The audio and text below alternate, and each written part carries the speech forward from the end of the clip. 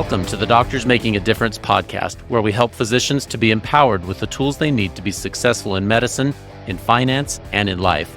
Join us as we highlight doctors and other professionals around the world who are making a difference.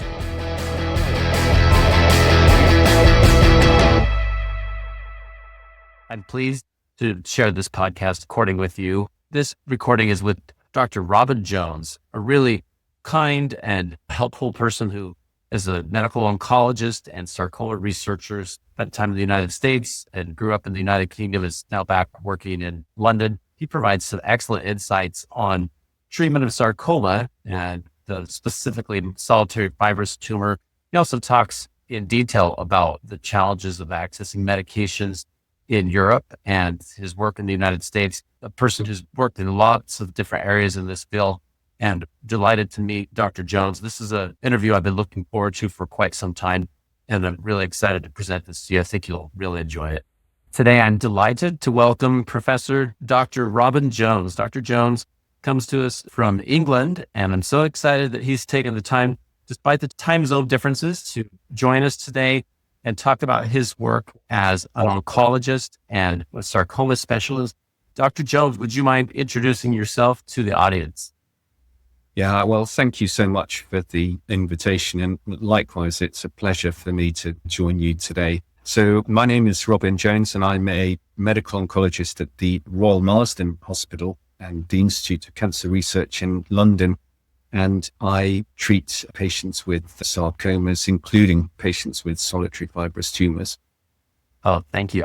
That's a humble introduction to a long journey to become a sarcoma specialist. And people who have listened to my podcast know that I am a patient with solitary fibrous tumor. I also work as a physician full-time, and I feel really blessed to be able to continue that important work. But I enjoy talking to other physicians and patients and people who have dealt with this. So walk us through a little bit of your journey. You started off in the United Kingdom. I know you spent some time in Seattle, and now you're back in London. Tell us a little bit of your career journey, how you became a sarcoma specialist within oncology, and how your career has led you back to England. Yeah, so thank you. As you said, my medical training was in the UK. I trained at Guy's and St Thomas's hospitals in London, and then did my oncology training at the Royal Marsden. And essentially during my oncology training, I became very interested in sarcomas, and I was struck by the fact that there were so many different types of sarcomas and that they were all treated with the same chemotherapy drugs in the metastatic setting. And that led me to think that we surely can do better than just using the same treatments for all of these different diseases. And that, coupled together with the unmet medical need for better treatments for patients, led me to pursue a career in sarcoma oncology. And I was fortunate enough to take up a position at the Fred Hutchinson Cancer Research Center and at the University of Washington in 2010, and spent 5 very happy years with my family in Seattle. And it was a difficult decision to move back to the United Kingdom, but I think being so far away from family can be really challenging, particularly if parents are unwell, which ultimately led to a decision to move back to the UK. But we were very happy in Seattle, and you may have heard me say before that I'm American really, but I just need to work on my accent. So. But I then moved back to the Royal Marsden, and for the last 10 years have been working on the sarcoma units here, basically working on clinical trials and working with collaborators, including Paul Wang, on translational studies as well. So that, in a sort of nutshell, is my story in terms of my employment as a sarcoma researcher. Well, I think it's interesting. I remember in medical school going over all the different sarcomas and thinking, wow, there's a lot of sarcomas. I better memorize that for the test. But I took that back in my memory, and I'm a primary care physician, so I see everything, so many different things. And so I feel like I have this broad set of knowledge. But you saw that subset of sarcomas and said, boy, there's work to be done. We surely can't be treating this variable group of diseases that some of them are rare, some of them are a little more common, all with the same disease, all the exact same kind of treatment protocol? Because surely, even though they have some related characteristics, they're all unique individual diseases. And now as we come into the more genomics era of medicine, we realize there are specific mutations on every one of those that is different and unique. So I'm so thankful that you recognize that early on, that you have that interest. And the second comment on your statement is sarcoma affects people all over the world. And so if we concentrated all of the people who have the same interest in only one country, we would be remiss. And so I'm so thankful that you were able to return back to the UK for family reasons, but I think it's a large benefit to folks who are in the United Kingdom who are also suffering from various types of sarcoma, to bring someone of your expertise and to have you be a part of a great institution and continue to offer those services and take that interest you had in medical school and take it into real world applications to now where individuals come for a consultation and they meet someone who has a broad variety of experience, and you can take that and make it a real world application for your patients. And I think that's wonderful. Yeah, I think you put it in such a nice way. So I'll have to listen to the recording and use the way that you say that. I think you've hit the nail on the head. Well, so I wanted to ask specifically about solitary fibrous tumors. Of course, my interest, because it's something that I live every day and have to treat. And then sarcomas in general are a little bit more of a rare type of cancer in some ways. What would you say when a patient comes to you and says, okay, I've been diagnosed with sarcoma, or specifically solitary fibrous tumor? How do you take that as an approach? Because I think this older model of, well, everybody gets the same kind of treatment, to now where we do more of a genetic study and try to tailor that. How do you approach that with your patients when somebody arrives at your clinic with those kind of questions? Yeah, that's a good question. Initially, I try and give people some sort of perspective on the rarity of the condition that they've been diagnosed with. So fibrous tumors, I try and sort of give some perspective in terms of altogether sarcomas accounting for about 1% of adult cancers, but that 1% is made up of 80 to 100 different types of sarcomas, and that, solitary fibrous tumor is a small proportion of that 1% of adult cancers. And the other thing to highlight is, because sarcomas are tumors of connective tissue, that they can arise anywhere in the body. So they have a wide distribution in terms of the primary anatomic site of the tumor. And those three things, the rarity, the heterogeneity, and thirdly, the fact that they can occur anywhere in the body, can make them very difficult to diagnose and to treat and to perform clinical trials. And that's just to give people some sort of context and perspective as to how rare the condition is. I think one of the things with solitary fibrous tumor in particular, even during the time that I've been practicing oncology, that the diagnosis of solitary fibrous tumor has become much more robust over the last 15 years with the identification of a characteristic molecular abnormality, the NAB2 STAT6 rearrangement, because I remember doing retrospective studies 15 years ago where the diagnosis of solitary fibrous tumor was essentially a diagnosis of exclusion, where any other similar diagnosis had to be excluded first before the diagnosis of solitary fibrous tumor was made. So I think, things have moved forward a lot in terms of the identification of this disease. And what we need to do now is to refine that further in terms of treatment approaches and more precise treatments for this type of sarcoma. Well, it does really help to know exactly which mutation is. There are many sub-mutations within that, but that STAT6 NAB2 mutation is a big finding, because instead of just saying this is hemangiosarcoma or things that are a diagnosis of exclusion, now, like when I had my tumor, that work had been done, so the diagnosis was made and the molecular studies were done right then. And so they could say, hey, you had solitary fibrous tumor. Now, once you have something you can actually research and define, then you can try to get subtypes figured out and figure out what works. But that was a really big challenging thing that was missing prior to that, the characterization. So I think that maybe one of the biggest things in this whole thing is almost definitional, or looking back on what are we defining as a solitary fibrous tumor. And it's crazy that it's taken so long to arrive at that conclusion. But we're now at an era where we're all reading from the same sheet of music, so to speak. We all know what this is, and then hopefully can devise ways to come up with treatments that are a little bit more specific to that mutation, or at least there's many different mutations on that, but something that's a little bit more specific than what we had available prior to this. Yeah, again, you put things in such a nice way. The fact is that prior to the identification of this rearrangement, all of the studies that had been done, it's very difficult to know, well, were all of those tumors included in those studies? Were they actually confirmed as solitary fibrous tumors? Would we now change the diagnosis to something else? So it is such an important point to make that molecular confirmation of the diagnosis really, really does help us so much and helps us moving forward in terms of performing clinical trials, but also performing other retrospective studies. So yeah, very important.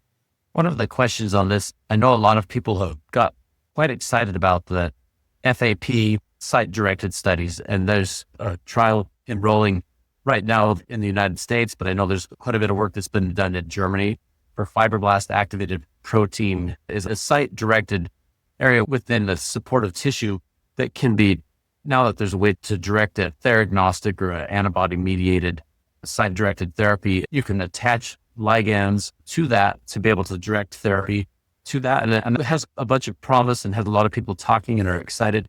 Do you mind describing that? Many of the listeners are physicians that describe it as if you're describing it to an eighth grader so that people can understand what is site-directed therapy and what is a ligand. And so that folks who listen, who don't have medical training, understand what that is.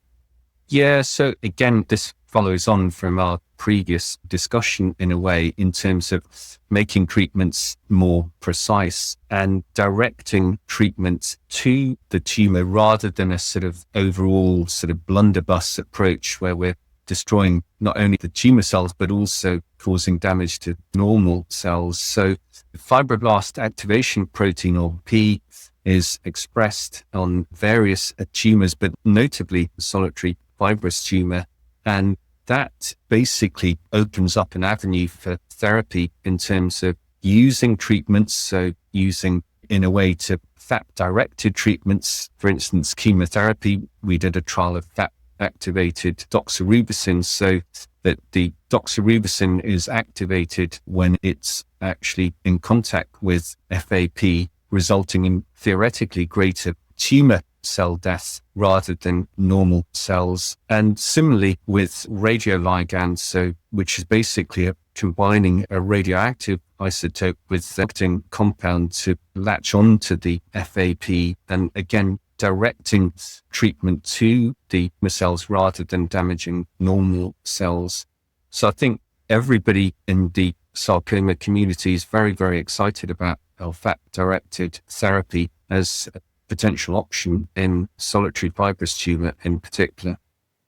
Doxorubicin is known as a challenging medication. Folks who have been on doxorubicin know that it has a large amount of cardiac toxicity and other things that are challenged, but it's also very effective for stopping the propagation of abnormal cells. And so if you can direct something that effective so that it doesn't have to go to every cell of the body, it doesn't really target the heart or other places, you can really get some mileage from that. And then, like you said, similarly, if you can attach it to a radioisotope, that would also be damaging to other tissues, but you really site-direct it to the tumor. Think about the potential for restricting that growth. And one of the things that I've reflected on as I've dealt with this disease myself the last 2 or 3 years here is I'm thankful that even though it causes lots of challenges, I'm thankful that it's a relatively slow growing tumor. That makes it challenging to treat in some ways, but it also gives us time, and so if you do a site-directed therapy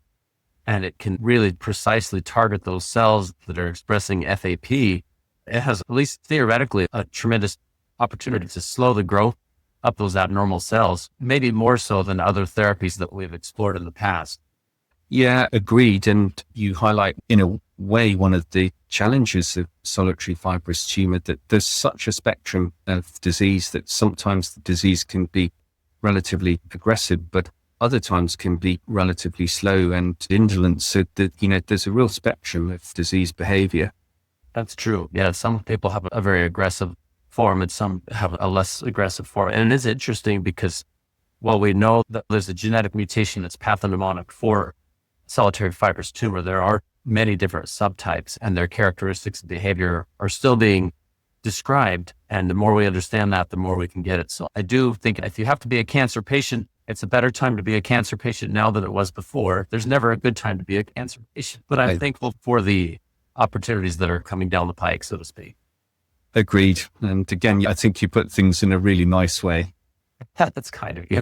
Another question I wanted to ask you, we've all got these exciting areas, is vascular endothelial growth factor treatment. There's been a lot of work done on bevacizumab and pazopanib and others that are targeting the growth factor that propagates the growth of blood vessels.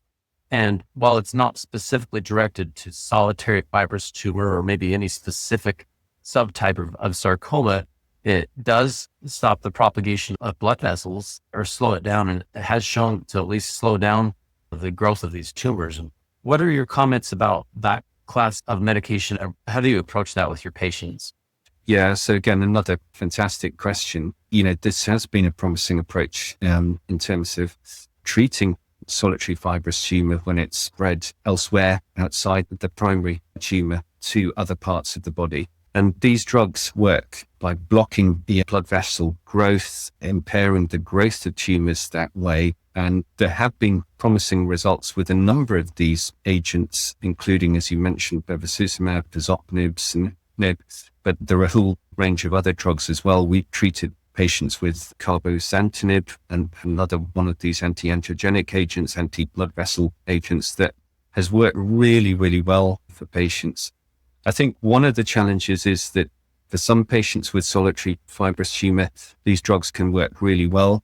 For other patients, unfortunately, they don't work as well. But I'd say that they're an important component to treatment and very important that you discuss this with your oncologist if the solitary fibrous tumor has spread elsewhere in the body. One of the things to highlight, particularly in terms of the fact that I previously worked in the United States, but now work in London, drug access and drug reimbursement can be very challenging in the United Kingdom. So many of the patients we have with solitary fibrous tumor, if we want to use these drugs, we have to try and use them on compassionate access programs, or if we got a clinical trial, we'll try and offer a clinical trial. So drug access in certain parts of the world can be really challenging. And even for drugs such as pazopanib, which is reimbursed in many other parts of the world, we currently can't use that drug within the NHS, which is really, really challenging and means that we have to find other ways to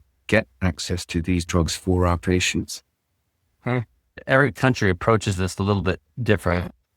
Like the NHS, are they choosing not to cover those because we don't have a detailed enough efficacy trials, or is it because the manufacture of those drugs is done outside of the UK, so they have a more difficult time getting the medication in the country? What do you suppose the reason is that they have not offered that for patients?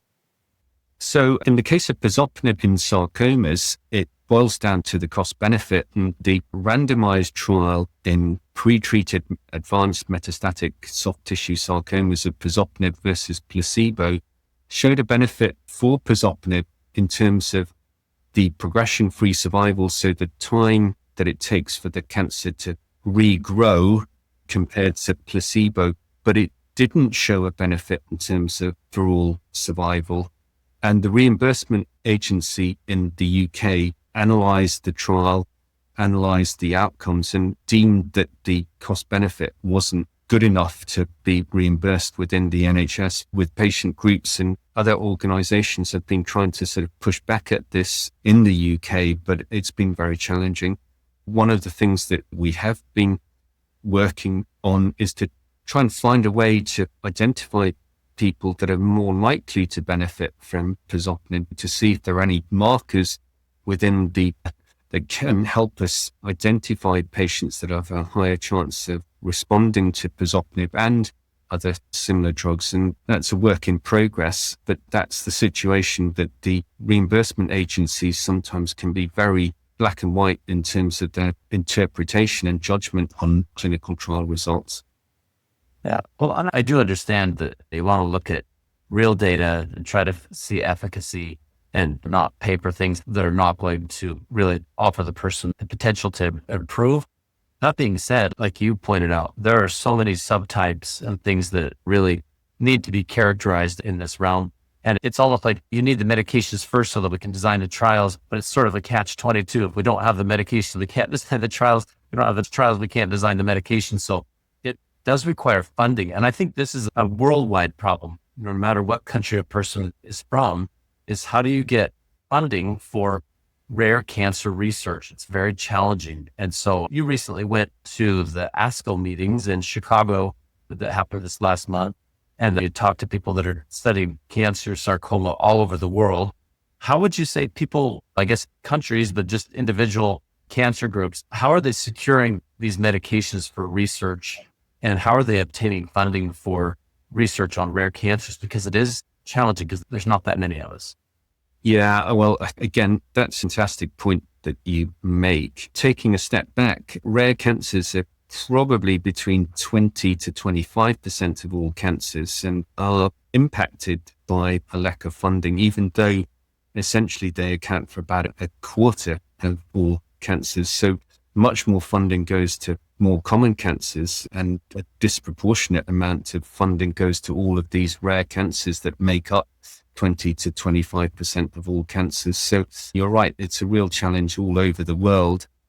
I'd say that in terms of obtaining research funding, I'm sure that all of my colleagues in North America, Europe, Asia, Australia, Africa, all over the world will say that it's almost, you have to get funding in terms of getting different funding from different sources. So from grants, from philanthropy, from national initiatives. And I think, we just become adept at trying to get pieces from all over any option that we can apply for successfully. So I think there isn't one funding source, but that we just try and get funding from anywhere that we can in order to move forward with research and clinical trials. In terms of your first point regarding access to drugs and funding for drugs, I'd say that the fact that pazopanib is not available in the UK is a real challenge for us in the UK, but for most other countries around the world, I'd say that pazopanib is available and is reimbursed. There may be exceptions, but I think in the UK, it's unique in that respect that we don't access pazopanib routinely. Well, I do think, like we said at the beginning of this podcast, we're entering this era of genomic identification on most every cancer specific to solitary fibrous tumor. Understanding those specific mutations that are causing this, I think will make a more specific research and anti-angiogenic agents or site-directed FAP treatments or other things that are still on the cusp, on the horizon. I have to believe that's going to continue to really create a tremendous impact, because instead of blasting everything generally, now you are site directing and laser focus on something that is much more specific to that cancer. So as a cancer researcher, as an oncologist, where do you see the field going forward over the next decade? I think moving forward, as you've alluded to, treatments will become more specific and more tailored for an individual person. My great hope for SFT is that we will be able to use FAP-directed therapy to bring benefit to patients. And I'm really optimistic that this approach will be successful over the next 5 years. And I guess one other question on that is, I don't know if there's a great standard of care, but if you're on the standard of care therapy, which would be anti-angiogenic agent and maybe, a classic chemotherapy type agent, that if somebody has been on that and they say, well, my disease is controlled, versus someone who says my disease is no longer controlled, when would you encourage someone to access a clinical trial? Because sometimes people say, well, I'm not really curing this, but I'm just in a holding pattern. So you hate to upset what is working for something that may or may not work, but that's always a challenge for people to know when to switch therapy just based on, the availability of technology as it develops. Yeah, really good question. I usually tell people about clinical trials at any point for treatment of metastatic disease. I'd say that clinical trials are really important, particularly, as I say, in the UK, where access to medications can be challenging. And I'd almost say that clinical trials are part of the strategic approach to treating the cancer, so that if we use a clinical trial early on, people can always fall back on the standard treatments after that. So in a way, it opens up an extra line of treatment for individual patients. So I'm a big proponent of using clinical trials early on in the treatment of metastatic disease in order to increase the number of options available to a patient, because sometimes clinical trials close very quickly. And if somebody goes for a standard treatment and then, the clinical trial has closed, the trial is no longer an option. But doing it the other way around, we can always fall back on the standard treatment. So it almost creates more treatments, and it's part of the strategic approach to dealing and managing the cancer, if that makes sense. No, that does make sense. There's been kind of a call within the solitary fibrous tumor community, and then elsewhere, I think in rare sarcomas, to please get involved in clinical trials. Please get involved in donation of tissue samples to biobanks and other places so that more research can be done.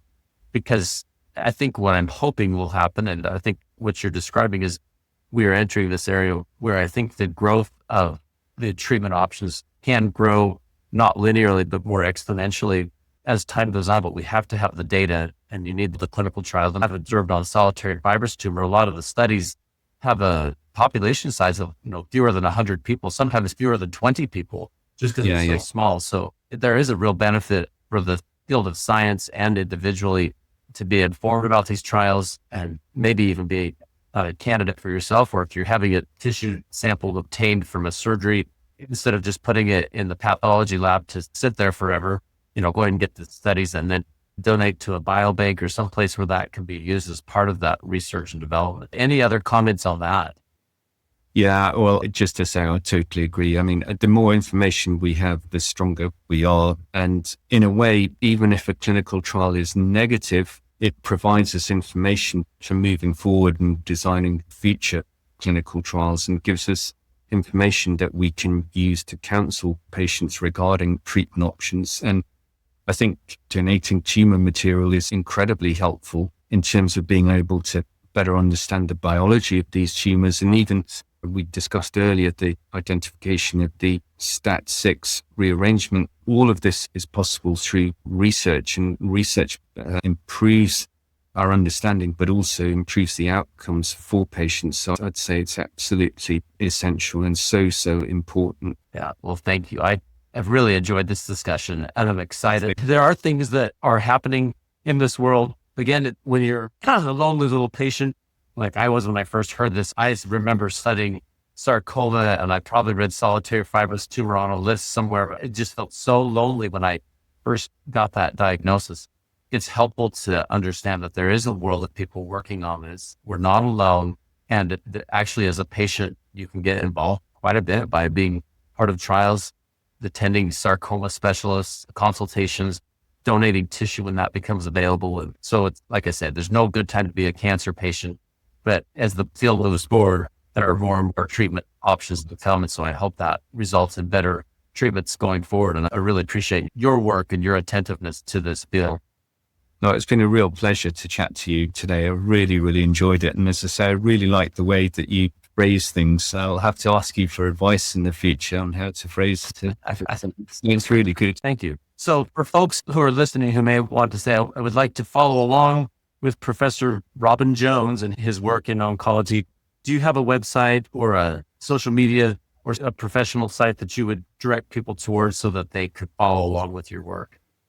Yeah, there's the Royal Marsden Hospital website.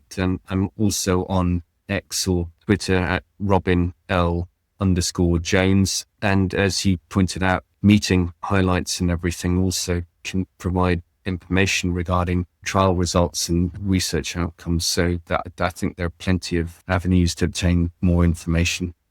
Thank you again for what you're doing.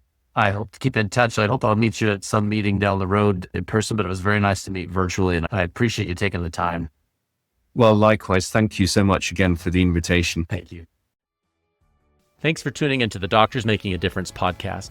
And thank you for what you do to help your patients and your community. Your work truly helps so many people. We produce this content to help you have the tools you need to stay in medicine and to highlight the amazing work being done by physicians around the world. Please note that while I am a physician, and many of the guests on this program are also physicians or other professionals, the discussions on this podcast do not represent my employer or any professional organizations to which I belong. This podcast is for your information and entertainment only, and should not be taken as professional advice. You should seek appropriate professional advice pertaining to your own situation. Please check out more of our content on our website, doctorsmakingadifference.com. Also, please follow, like, or subscribe on your podcast player or YouTube channel, and give us a 5-star rating. It really helps to spread the message. Finally, if you'd like to be a guest on the podcast, or if you'd like to nominate someone else to be a guest, please visit the website or email admin@doctorsmakingadifference.com. See you next time.